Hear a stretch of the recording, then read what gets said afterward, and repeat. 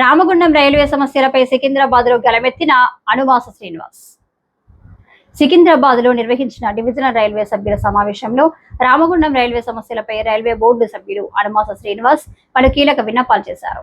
రామగుండం నియోజకవర్గ ప్రయాణికుల ఇబ్బందులు, రైల్వే గేట్ల వద్ద ట్రాఫిక్ సమస్యలను పరిష్కరించాలని ఆయన అధికారులను కోరారు. రైల్వే గేట్ల వద్ద ప్రజలు ఎదుర్కొంటున్న ఇబ్బందులను దృష్టిలో ఉంచుకొని అండర్ బ్రిడ్జిలు నిర్మించాలని ఆయన ప్రతిపాదించారు.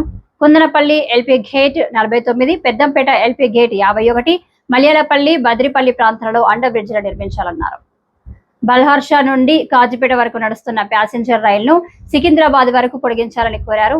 దీనివల్ల నిత్యం సికింద్రాబాద్ వెళ్లే ఉద్యోగులు, చిన్న వ్యాపారులకు ఎంతో లబ్ధి చేకూరుతుందని వివరించారు. రామగుండం పారిశ్రామిక ప్రాంతం కావడంతో ప్రయాణికుల రద్దీ ఎక్కువగా ఉంటుందని, అందుకే పలు సూపర్ ఫాస్ట్ రైళ్లకు రామగుండంలో స్టాపింగ్ కల్పించాలని డిమాండ్ చేశారు.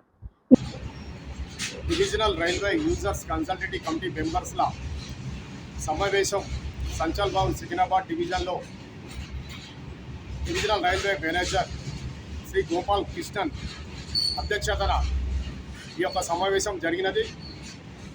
రామగుండం రైల్వే స్టేషన్లో ఉన్నటువంటి పలు సమస్యలపైన ప్రస్తావించడం జరిగినది.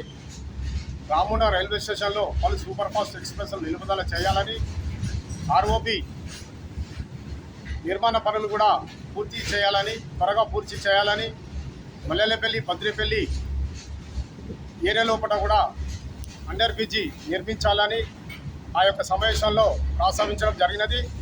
వారు స్పందించి ఆ యొక్క సమస్యలను వెంటనే పూర్తి చేస్తామని వారు తెలియపరిచినారు. గతంలో పెద్దపల్లి పార్లమెంట్ సభ్యుడు శ్రీ గడ్డ వంశీకృష్ణ గారికి కూడా మెమరాండం ఇవ్వడం జరిగినది. వారు కూడా ఆ యొక్క సమస్యలపై స్పందించి ఉన్నత రైల్వే అధికారులకు లేఖ రాసి ఆ యొక్క సమస్యలకు కృషి చేస్తానని వారు తెలియపరిచినారు. వారికి మా యొక్క ధన్యవాదం